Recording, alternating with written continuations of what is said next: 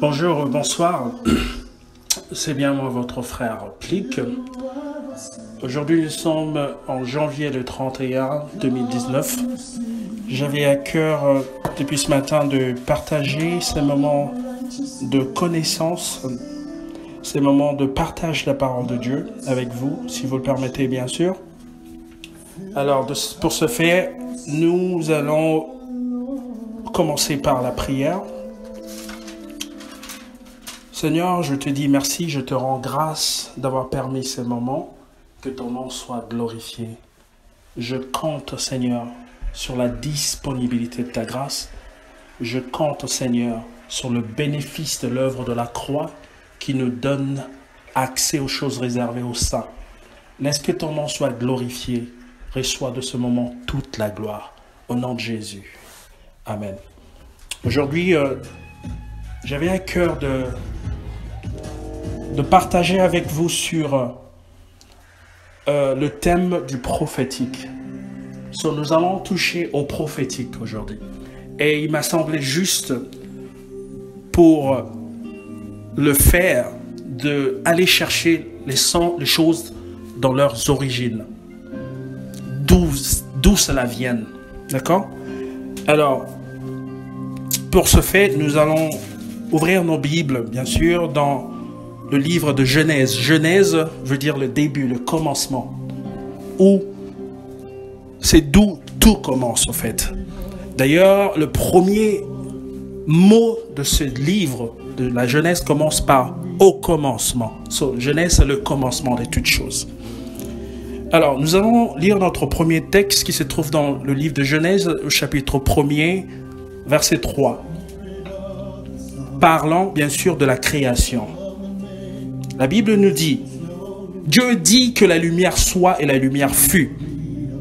Dieu vit que la lumière était bonne et Dieu sépara la lumière d'avec les ténèbres.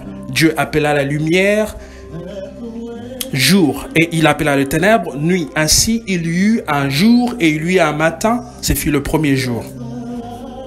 Et nous allons rendre que plus tard, plus loin, dans le même chapitre au verset 14, on parle une fois de plus d'une création de cet élément lumière. Et cela prête à confusion pour beaucoup d'entre nous. J'en faisais partie.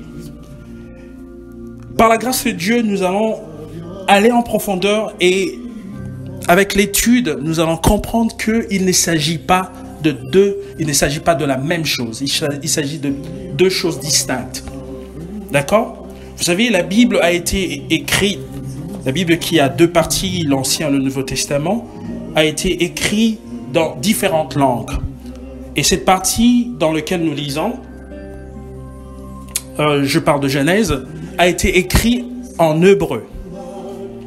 Le Nouveau Testament, à partir de Matthieu jusqu'à Apocalypse, a été écrit essentiellement en grec, mais il y a aussi quelques textes en araméen, la langue qui fut parlée à l'époque de Jésus.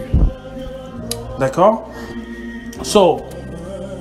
En théologie, des hommes intelligents ont établi que il y a différentes sortes d'interprétations. Vous savez ce qui fait la différence entre une doctrine à une autre? C'est l'interprétation.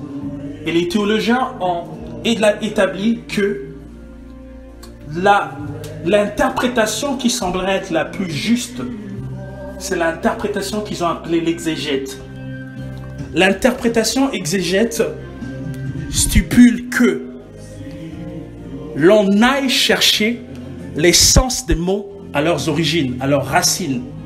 Lorsque on peut trouver la définition, l'essence des mots utilisés dans chaque verset, dans chaque texte biblique, avec l'Esprit de Dieu, avec l'aide de l'Esprit de Dieu, nous pouvons avoir la révélation de la pensée de Dieu pour ces mots, pour ce verset.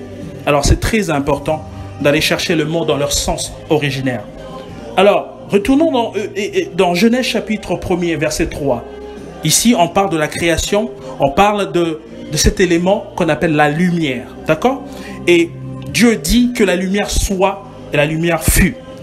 Le mot lumière, s'agissant dans ce verset, dans les textes originaires hébraïques, le mot qu'on a utilisé, c'est un mot qui dit or. Or. Aussi simple que ça, O-R. Or. Alors ces mots, que cela veut dire? Or, sur le plan biblique, ce mot hébraïque veut dire, parle de la lumière dans son état substantiel. D'accord? Ça parle de la lumière dans son état substantiel. Ça parle de la lumière en tant qu'élément. Et nous allons nous rendre compte en étudiant avec beaucoup d'attention ces chapitres parlant de la création, mais que s'agissant de cet élément, la Bible n'a pas dit que Dieu créa la lumière. Vous allez vous rendre compte en lisant ces chapitres de la création que la Bible mentionne spécifiquement pour chaque création. La Bible mentionne que Dieu créa telle chose, Dieu créa telle autre chose. Mais s'agissant de cet élément, la lumière, or, la Bible n'a pas dit que Dieu l'a créé. La Bible dit que Dieu l'a appelé. Dieu dit que la lumière soit. Dieu l'a appelé à se manifester. Dieu dit que la lumière soit veut dire au fait que Dieu a appelé cet élément à se manifester. Pour que Dieu appelle cet élément à se manifester, ça veut dire qu'elle n'a pas été créée en ce moment-là. Ça veut dire que elle n'a pas comme origine ce moment-là. Ça veut dire qu'il n'y a pas un temps assigné à cet élément-là. Cet élément existait déjà et Dieu l'a appelé à se manifester. D'ailleurs, c'est à partir de la manifestation de cet élément qui n'a pas été créé que Dieu a inauguré la création. Au verset 14, plus loin, nous lisons que Dieu dit qu'il y ait des luminaires sur l'étendue du ciel. Dans la version King James en anglais, on dit qu'il y ait light. Luminaire dont il s'agit ici, dans la version King James, on parle de light, lumière. Et par contre, on parle de lumière avec S, c'est-à-dire plusieurs lumières. Est-ce que, maintenant la question à se poser, est-ce que ça a du sens que dans le verset 3, Dieu ait créé la lumière et que plus tard, il ait encore créé des lumières? Nous allons nous rendre compte que dans le verset 14, le mot luminaire dont il s'agit ici, ou light en anglais, on a dit light avec S. Ça n'a pas le même sens que le premier élément qu'on trouve dans le verset 3. Ici, le mot qu'on a utilisé, c'est Maor. M-A-O-R. D'accord? Alors, Maor, qu'est-ce que cela veut dire? Maor ne parle pas de la lumière en tant que substance. Maor parle d'un corps lumineux plutôt, d'un corps lumineux, une source, un corps générateur de lumière. Et il s'agit de plusieurs, parce qu'effectivement, c'est possible d'avoir plusieurs sortes de sources de lumière, source de cet élément lumière, source de cette substance qui est la lumière. D'accord? On comprend par là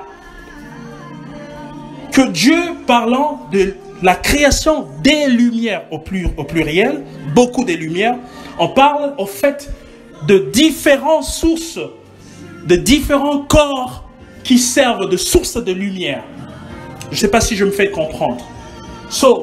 La Bible dit même plus tard au verset 17 que Dieu les plaça dans l'étendue du ciel. On parle ici de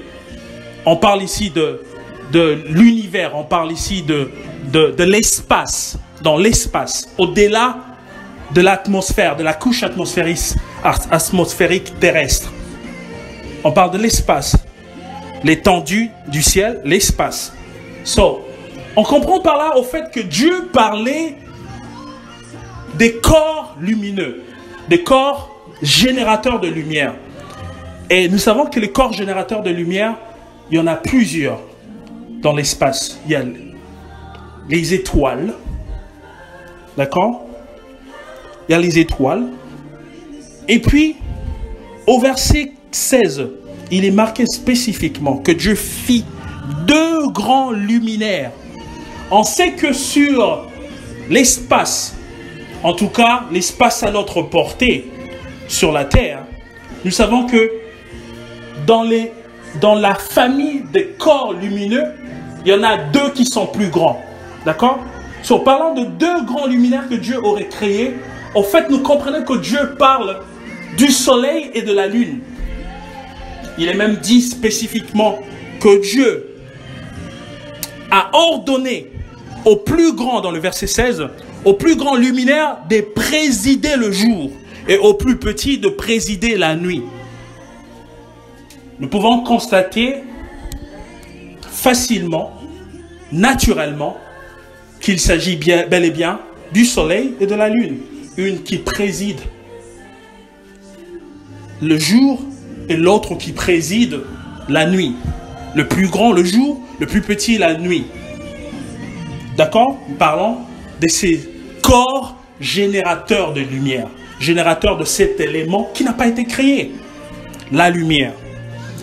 Alors, ce qui m'intéresse le plus, c'est le mot, c'est le fait que la Bible ait mentionné que ces deux grands luminaires, ces deux plus grands luminaires dans l'espace, le soleil et la lune, Dieu leur a assigné une mission. Dieu leur a assigné une mission. Et cette mission, c'était de présider. Amen.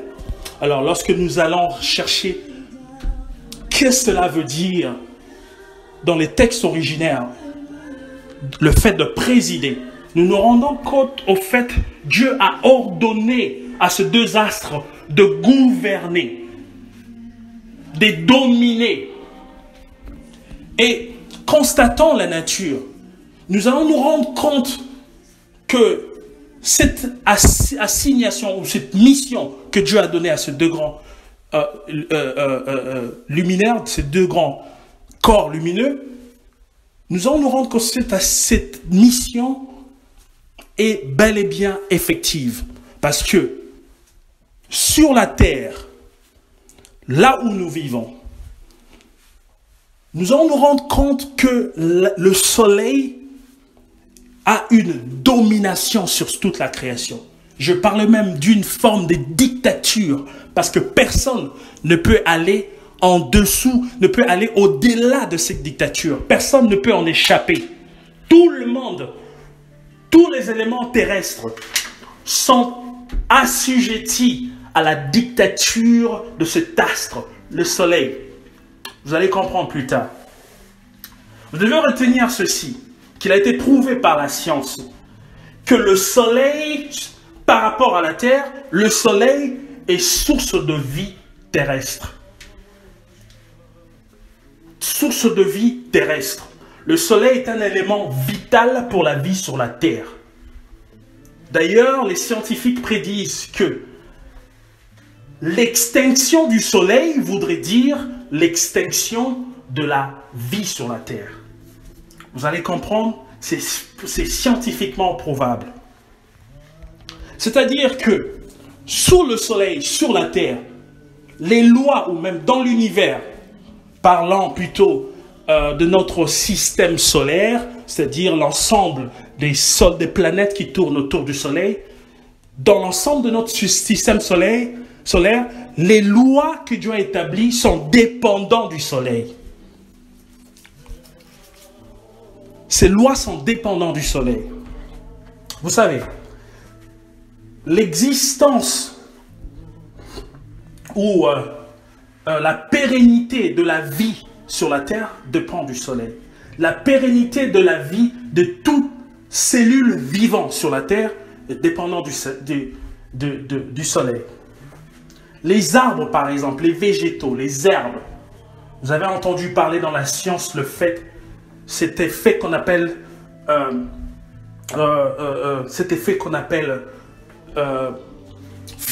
photosynthèse.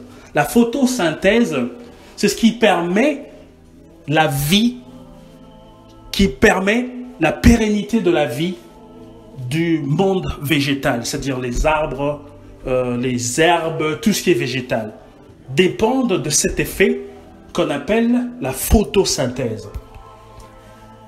Vous savez, tout corps ou toute matière sur la terre a en soi l'habilité de recevoir la radiation de la lumière, le fait d'être radié par la lumière, le fait d'être exposé par la lumière. Et cette radiation à la lumière produit comme effet que tout corps qui est radié par la lumière a la capacité de emmagasiner, d'absorber, de stocker cette énergie qui est la lumière et est capable aussi de cet effet de le transmettre, de le réfléchir, de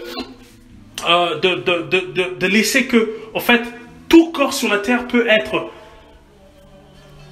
a l'habilité de captiver l'énergie de la lumière et aussi l'habilité de la libérer, de la refléter. Tout corps peut refléter sur cette lumière. Tout corps exposé à la lumière devient en soi, par le fait de la radiation, source de lumière. J'espère pouvoir me faire comprendre. Tout corps est capable d'absorber l'énergie de la lumière et est capable de relâcher cette énergie. C'est ce qui se passe sur la terre.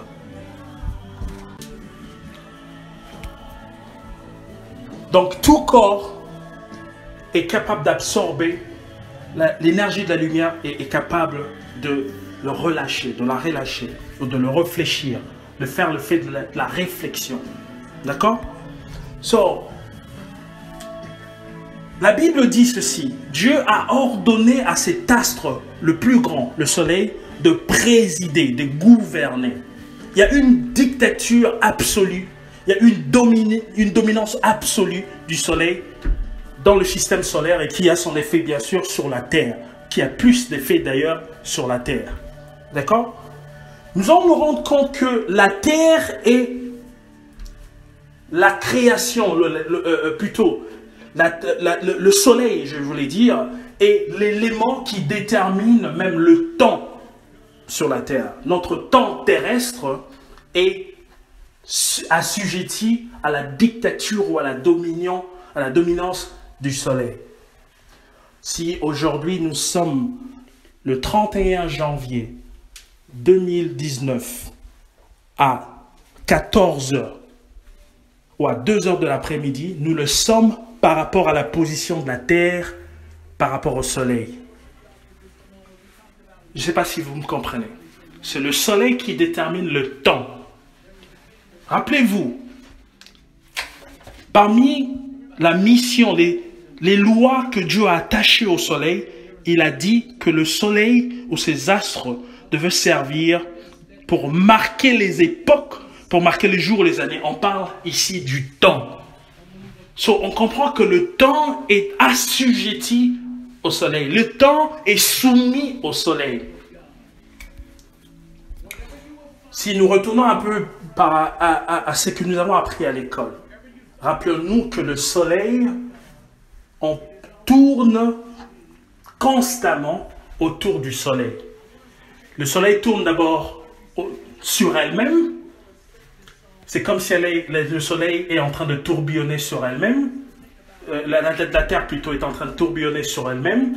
Et en même temps est en train de faire le tour complet autour du soleil.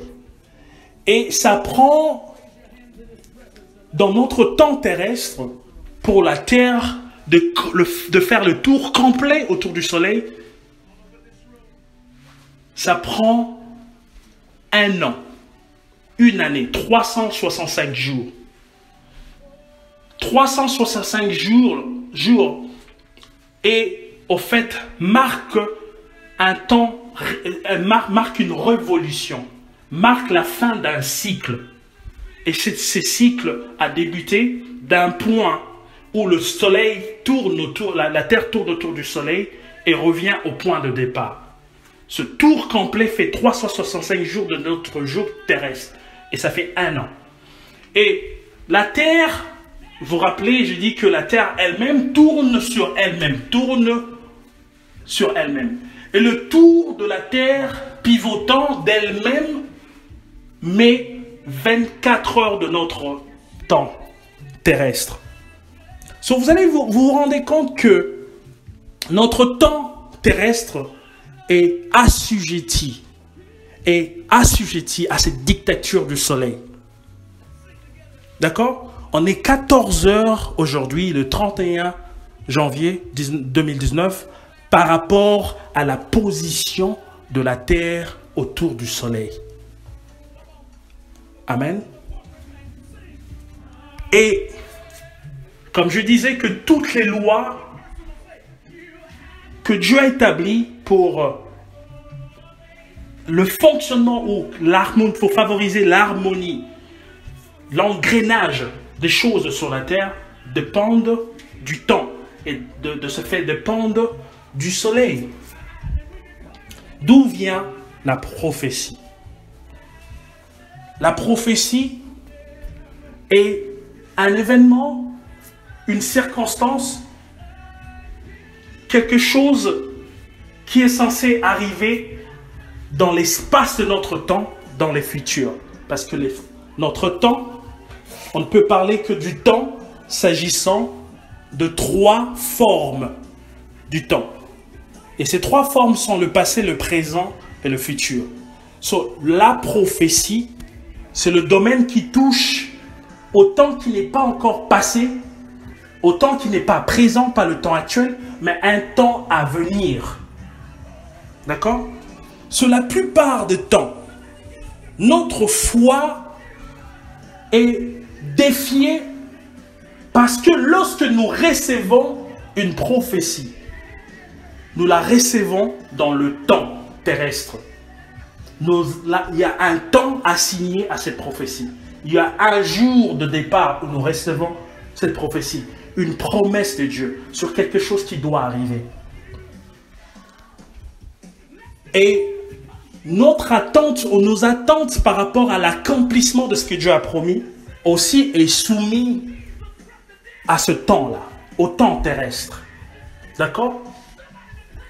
Alors que dans la Bible fait une différence entre le temps. Il n'y a pas une seule forme de temps dans la Bible. Dans la deuxième partie de la Bible qui est écrite en hébreu, lorsque l'on parle de ce mot temps, derrière le mot temps, ou time en anglais, derrière le mot, il y a 2 différents mots.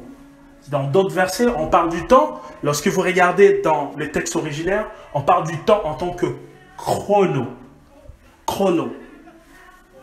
C-H-R-O-N-O. Chrono. C'est ce qui donne chronomètre, chronologie, tout ce qui a trait au temps terrestre. Chrono. Mais il y a aussi un autre mot qui parle du temps. Et ce mot, c'est kairos. Kairos n'a rien à voir avec le temps terrestre. Kairos parle du temps et de l'éternité. Kairos parle du temps en tant qu'éternité. D'accord? Et la différence entre le chrono et kairos, c'est que kairos n'est pas assujetti à la dictature du soleil. Kairos n'est pas dépendant du temps terrestre. D'accord? Lorsque Dieu, qui est un Dieu prophétique, rappelez-vous, il est le maître de temps et de circonstances. Lui qui a créé toutes choses, lui qui a donné un temps de départ à toute chose. La Bible dit qu'il est le maître de temps et de circonstances. Il contrôle le temps. Il contrôle le temps terrestre, il contrôle le temps dans l'éternité. Il est le maître de temps. Alors, il m'arrive d'imaginer le fait que la Terre, notre temps terrestre, est dépendant de la position de la Terre par rapport au Soleil et par rapport au sens giratoire que prend la Terre autour du Soleil. Je m'imaginais que, au fait, il suffisait à une personne l'habilité de faire tourner la Terre dans le sens contraire de comment elle tourne autour du Soleil pour avoir l'inverse du temps, c'est-à-dire de commencer par la fin et de finir par le début. Et c'est ce qui est Dieu. Dieu, seul Dieu, le maître des temps et des circonstances, a cette habilité-là. Il contrôle le présent, il contrôle le passé, le présent, et il contrôle le futur, il contrôle l'avenir. Parce que Dieu commence à la fin, puis finit au début. Il a le contrôle du temps. Alors Dieu, lorsqu'il nous donne une promesse, lorsqu'une promesse, une prophétie a été relâchée, cette prophétie n'a pas été relâchée sur le plan du chrono. Sachons-le, ça a été relâché sur le plan du kairos. Et son accomplissement ne dépend pas du chrono. Chronos. Son accomplissement dépend de kairos, de l'éternité. Et sachez que en éternité, il n'y a pas la notion du passé, du présent et du futur. En éternité, il y a la notion du maintenant, du now.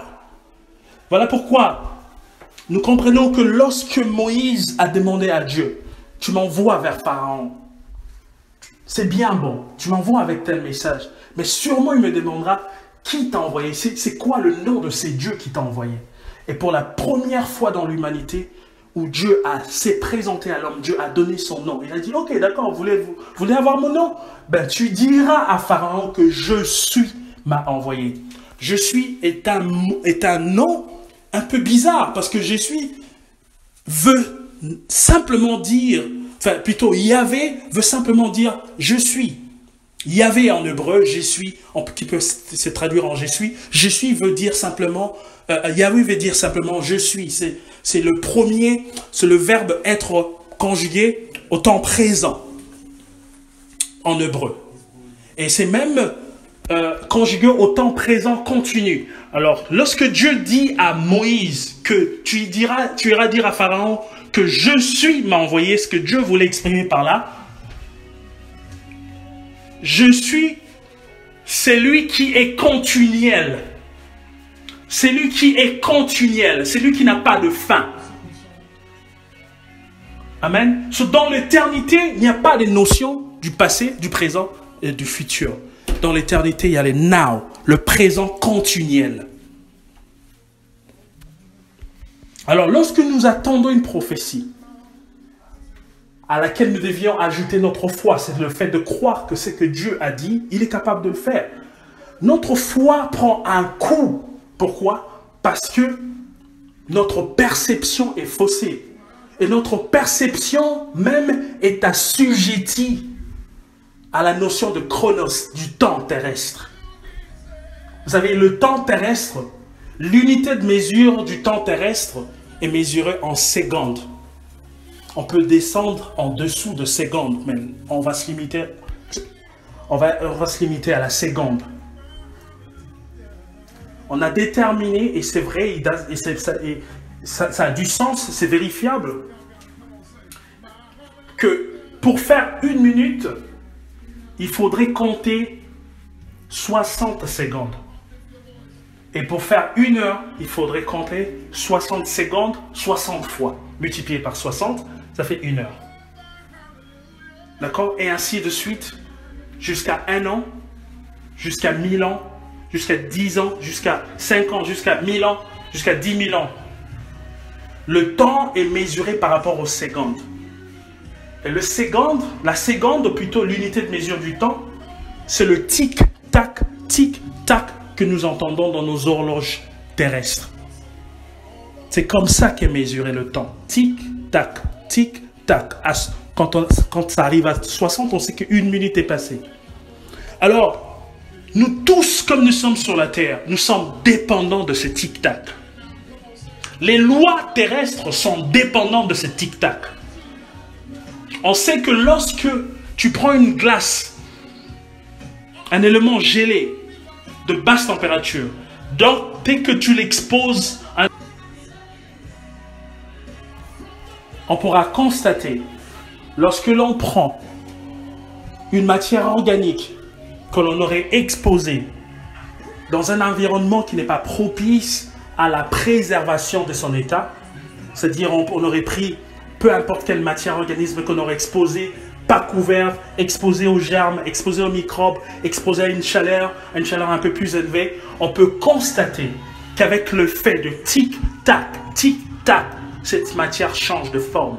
Cette matière commence à mourir, cette matière commence à se détériorer, ça commence à pourrir, ça commence à sentir. Il y a des microbes, des germes qui se développent. Parce que tout sur la terre est soumis au chronos. Lorsqu'un enfant est né, à partir de sa naissance est assigné une date de naissance, un moment de départ. L'enfant a une certaine taille. L'enfant, le bébé qui vient de naître est petit de taille, une taille réduite. Et avec l'effet du tic-tac, lorsque l'on revient 3 mois après, on voit que la taille de cet enfant a changé. On revient 1 an après, ça change. L'enfant a changé, sa morphologie a changé, ses habiletés ont accru. Avec l'effet du tic-tac, on voit qu'il prend de la taille, il grandit. On revient 20 ans après, on trouve un homme qui mesure à peu près 2 mètres ou un peu moins pour certains. Mais tout compte fait, il se passe un changement. Parce que les lois sur la Terre, que ce sont les lois physiques, chimiques, biologiques, mathématiques, sont soumises au tic-tac, sont soumis à la dictature du soleil. Le soleil occupe une place tellement importante dans l'univers, comme source d'énergie ou source de vie, que beaucoup de peuples ont fait l'erreur de conclure que pour que cet élément, pour que cette créature, pour que cette chose occupe une telle dominance dans l'univers, cette chose doit être Dieu. Ils ont fait l'erreur de confondre et de croire que le soleil est Dieu. Dans beaucoup de cultures, on va retrouver le culte au soleil, dans beaucoup de cultures. Chez les Mayas, chez les Africains, la franc-maçonnerie, au Japon, avec la Maïkari et tout, nous allons nous rendre compte que beaucoup de peuples ont cru que le soleil devait être Dieu. Parce que tout est dépendant de lui. Tout est dépendant de lui. Laissez-moi vous dire que même la nourriture que nous mangeons, vous savez, lorsque l'on parle de calories, les calories, ce sont des nutriments qu'on trouve dans ce que nous mangeons. Et c'est que tout ce que l'homme mange a comme origine la terre. Il n'y a pas, moi personnellement, depuis que je suis né, j'ai jamais ingurgité dans mon organisme quelque chose d'extraterrestre. Tout ce que je mange a comme origine la terre. Et la nourriture que nous mangeons, on a découvert plus tard avec l'évolution de la science que la nourriture que nous mangeons a une énergie emmagasinée dedans. Et lorsque nous mangeons cette énergie, révigore notre corps, ou si on peut, je dois rester scientifique, c'est que nous mangeons ont pour effet de régénérer nos cellules, Cette énergie, les calories qu'on trouve dans la nourriture, ont comme origine le soleil, la lumière. D'ailleurs, calorie, dans son sens étymologique, veut dire lumière. Hein?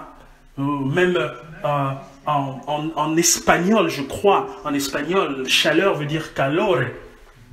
En espagnol, en portugais, en italien, c'est à peu près le même sens, on parle de calore.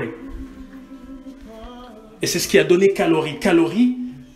Les calories, l'énergie que nous consommons pour la régénération de nos cellules, qui a comme effet de nous donner l'énergie, de nous donner la force, a comme origine le soleil.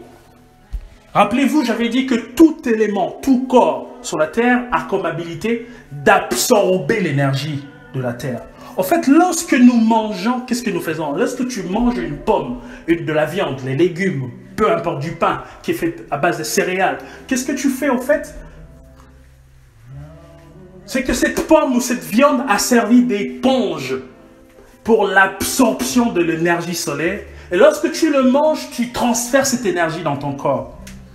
Lorsqu'un lion mange une zèbre ou un sanglier dans la forêt, ce qui se passe au fait, le corps du sanglier, rappelez-vous, j'avais dit tout corps ou toute matière, a l'habilité de stocker l'énergie du soleil et de le relâcher, de le refléter, de le libérer.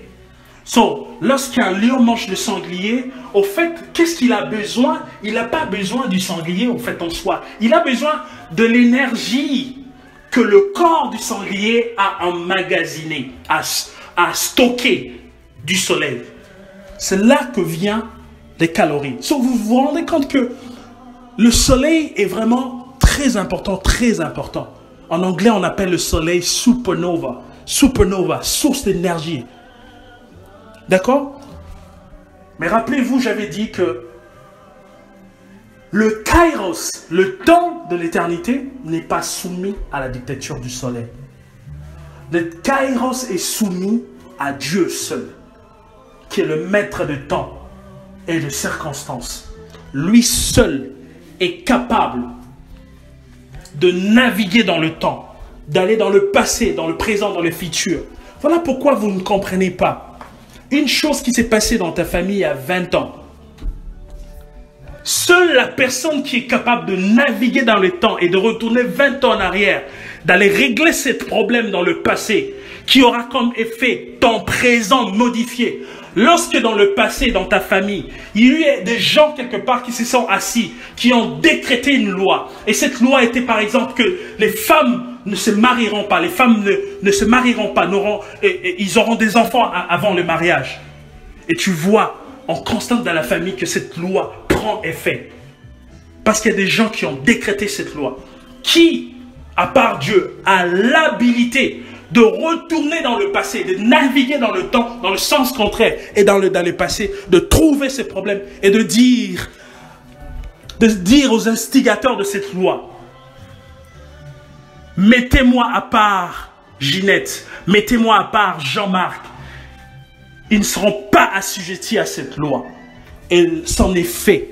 Lorsque tu viens à Jésus-Christ et que tu bénéficies de la grâce que nous avons à travers l'œuvre de la croix, les effets de l'action de Dieu qui est retourné dans le passé pour fixer ce qui a été à fixer, ces effets prennent effet, ces choses prennent effet dans le présent et ton présent est modifié. Il n'y a que Dieu qui peut faire cela.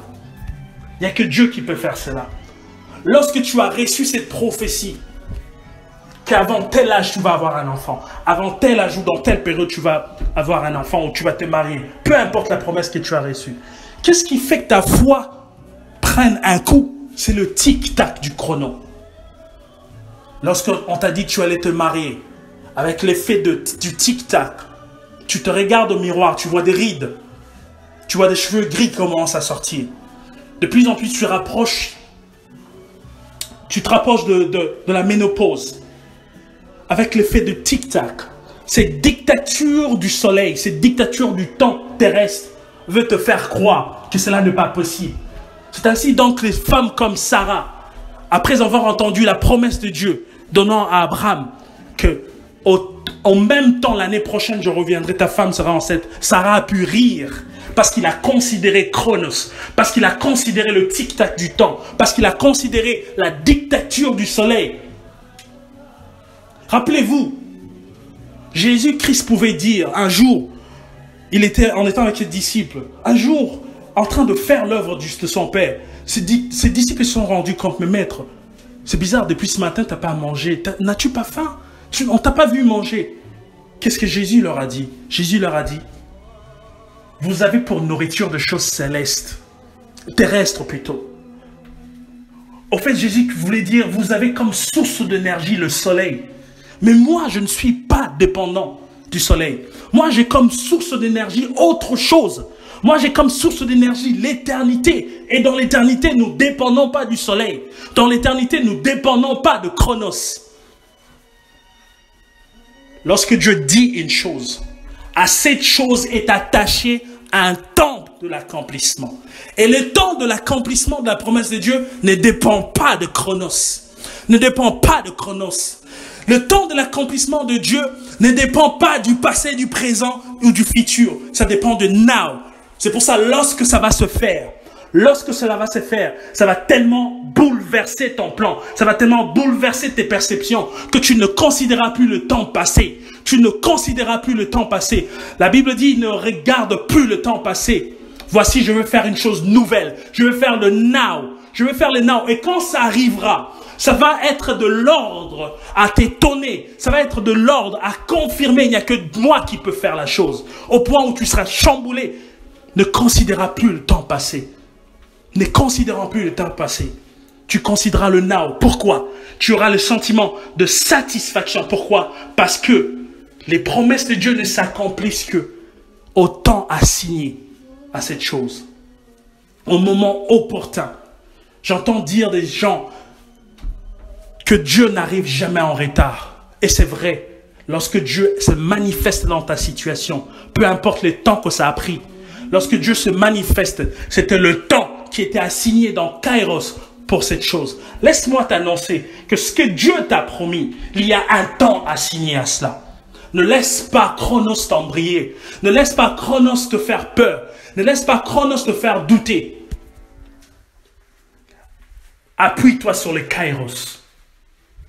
C'est pour ça que nous avons besoin de plus de leaders qui sont en mesure de faire de prières pour des choses qui peut-être leurs yeux ou ceux de leur génération ne verront pas. Faire de prières prévisibles, de prières, des choses qui vont s'accomplir 10 ans plus tard, des choses qui vont s'accomplir 20 ans, 50 ans, 100 ans plus tard. Des hommes comme Martin Luther King. Martin Luther King n'a pas vu de ses yeux les blancs et les noirs en Amérique s'asseoir sur le même banc comme il avait prédit, comme il avait prophétisé. Mais Martin Luther King s'en est allé au ciel avec la satisfaction d'avoir obtenu ce qu'il a demandé à Dieu. Rappelez-vous, dans son discours de I Have a Dream, un jour que je suivais un documentaire sur ce discours, les gens se sont limités à retenir I Have a Dream, mais il avait dit autre chose à part cela. Au fait, Martin Luther King a dit, tout mon combat, toutes mes aspirations, tout ce que je vous ai annoncé, Dieu m'a fait monter sur une colline. Et du haut de cette colline, j'ai pu voir l'accomplissement de ces choses. J'ai pu voir le kairos, les temps assignés à ces choses. Maintenant que je l'ai déjà vu dans le kairos, dans le prophétique, dans le spirituel, Martin Luther King a dit, maintenant que je l'ai vu, je peux partir avec le sentiment de satisfaction. Et quelques temps après, il fut tué. Je peux extrapoler, Martin Luther King est mort avec un sourire aux lèvres, parce qu'il a déjà vu l'accomplissement sur le plan spirituel. La Bible nous dit que lorsque nous demandons quelque chose à Dieu, croyons que nous l'avons et nous le verrons s'accomplir. Si nous ne le voyons pas, nos enfants le verront s'accomplir et se rappelleront de nous. Nos petits-enfants le verront s'accomplir et se rappelleront de nous qu'il y eut un homme qui s'est levé dans ces temps et qui a proclamé des choses, qui a appelé des choses à l'existence. Et ces choses ont pris forme aujourd'hui. Les enfants se souviendront de toi partout dans l'éternité. Lorsque l'on parlera de l'histoire des États-Unis, on se souviendra de Martin Luther King, cet homme de vision. Ne laisse pas Kairos changer ta perception du prophétique. Dans le prophétique, il y a un temps assigné. La Bible dit que lorsque tu attends une prophétie, lorsque la prophétie tarde, la Bible nous dit de ne pas se décourager. La Bible nous dit d'attendre. Parce que quoi? Parce qu'elle s'accomplira certainement. Parce que quoi? Parce qu'il y a un temps assigné à cette prophétie. Dieu est le maître de temps et des circonstances. S'il est capable d'aller dans le passé, réparer quelque chose qui aura son effet sur ton présent ou sur ton futur, de quoi as-tu peur? De quoi as-tu peur? Lui qui est capable de donner à une femme en état de ménopause un enfant. Lui qui ne considère pas Chronos, ni qui ne considère pas tes rides. Lui qui ne considère pas ta maladie actuelle. Lui qui ne considère pas les diagnostics du médecin. Lui qui ne considère pas l'état de la politique actuelle, les situations géopolitiques mondiales. Il ne considère pas le crash économique. Il ne considère pas le temps de ton compte en banque. Il ne considère pas les effets sur tes enfants. Mais lorsqu'il dit une chose, à cette chose est attaché un temps. Et cette chose arrivera certainement. Certainement. Je parle aux hommes et aux femmes qui ont comme source d'énergie autre chose que le soleil. Qui ont comme source d'énergie quelque chose qui n'a pas été créé. Qui ont comme source d'énergie quelque chose qui n'a pas été créé, mais qui a été appelé à se manifester. Qui ont comme source d'énergie autre soleil. Jésus-Christ, rappelez-vous, la Bible le présente comme le soleil levant, le soleil de justice. Il est différent du soleil que nous voyons. Il est différent du soleil qui brille à midi. Il est différent. Nous avons comme source d'énergie. Nous avons comme source de nutriments. Nous avons comme source d'énergie autre chose que le soleil. Nous avons comme source de temps, source de mesure. Nous avons comme unité de mesure du temps autre chose que les secondes, autre chose que le tic-tac. La Bible dit, ceux qui espèrent en l'Éternel prennent l'envol comme l'aigle. Ils courent et ne se fatiguent pas. On était à 10 en train de courir. 10 ans après, on se rend compte que beaucoup sont tombés. Mais il y en a qui continuent la course et qui ne montrent aucun signe de fatigue. Il y en a qui continuent la course de la foi et qui montrent aucun signe de lassitude, aucun signe de fatigue. Ils ont comme renouvelé, ils ont comme une source de générateur d'énergie en eux. Ils ont comme une source générateur d'énergie, de lumière en eux. Et ils ne dépendent pas du soleil, ils ne dépendent pas du tic-tac. Jésus-Christ a été appelé. On lui dit, Maître, il y a ton ami Lazare qui est malade. À la surprise de tout le monde, Jésus-Christ qui aimait Lazare ne réagit pas. On revient quelque temps pour lui dire, Maître, c'est trop tard, Lazare est mort. Bizarrement, Jésus-Christ qui aimait, la Bible dit que Jésus aimait Lazare. Il ne réagit pas. Il ne réagit pas.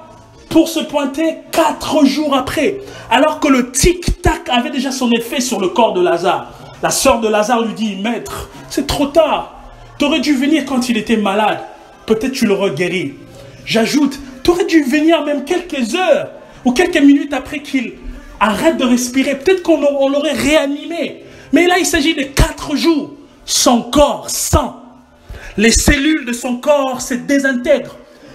La mort a pris place dans ses cellules. Ça sent la mort.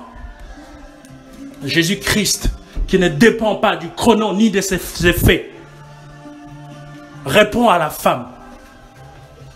Ne t'avais-je pas dit que si tu crois, tu verras la gloire de Dieu? Si tu crois, tu verras la gloire de Dieu. Jésus-Christ a fait cette prière sûre de lui.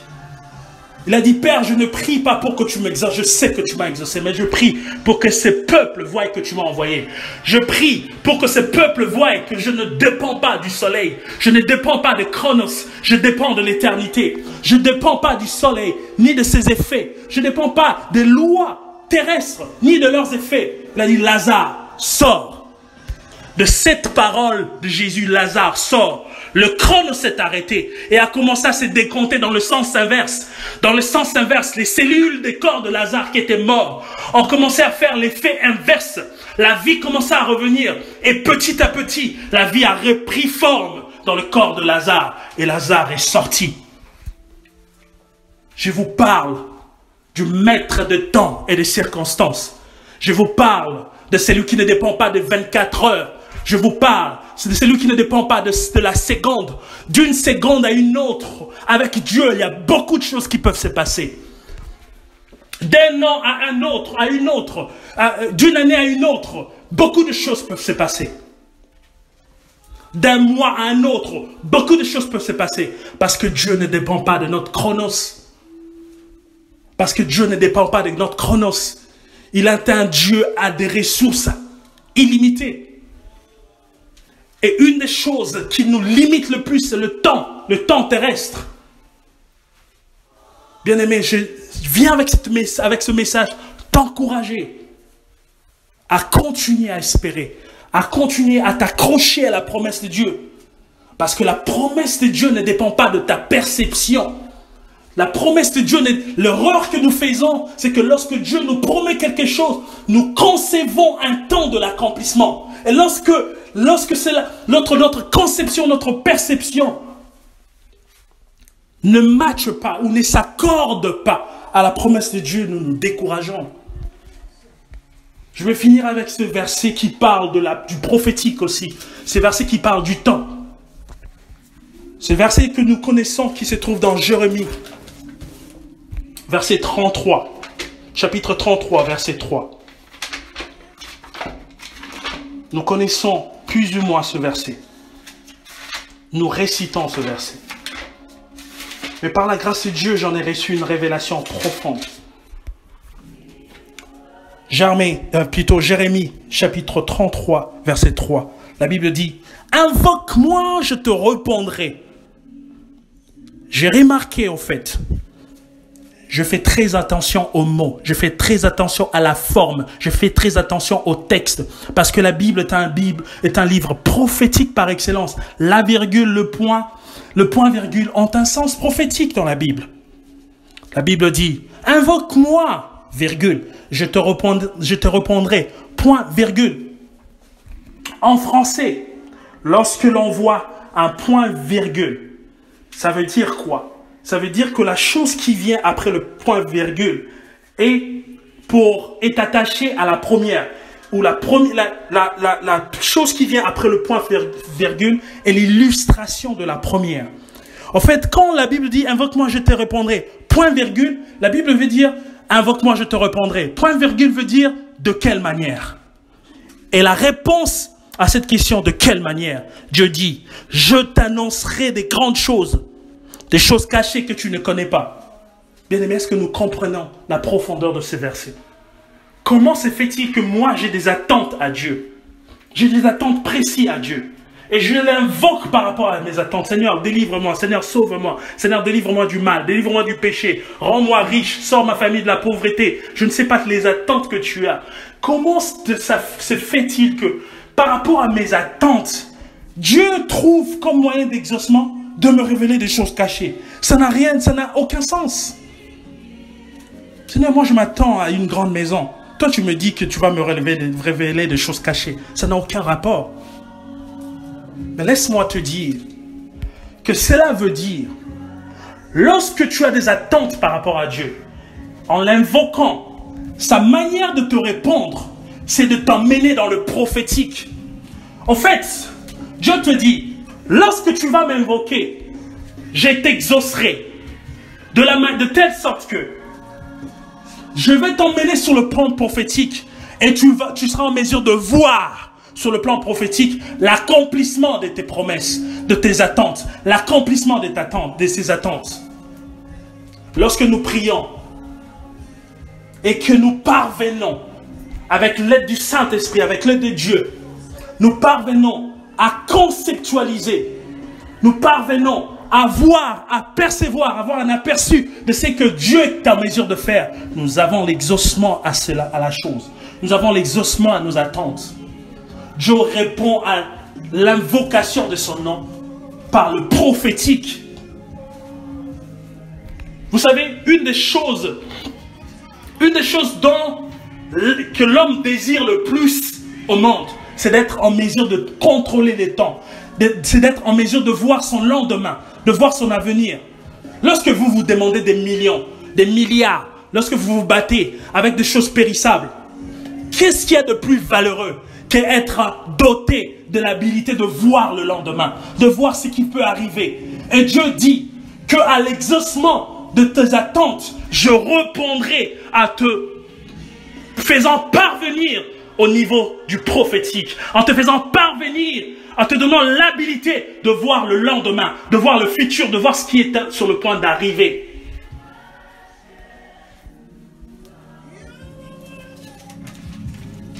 Voilà, j'espère que ces messages, j'espère que ce moment a pu encourager ne serait-ce qu'une ou deux personnes qui auront eu le temps de m'écouter. J'aurais beaucoup de choses à dire à ce sujet, mais le temps me ferait défaut. Que le Seigneur vous bénisse et trouvez dans ce message l'encouragement. Trouvez dans ce message l'encouragement. Trouvez dans ce message la force de continuer la marche. La force de continuer à attendre Dieu, à attendre l'accomplissement. Même lorsque vous ne voyez pas, si vous parvenez à le voir dans le spirituel, dans le prophétique, cela est accompli. Les enfants, les générations futures le verront et se souviendront de toi. Que Dieu te bénisse. Amen.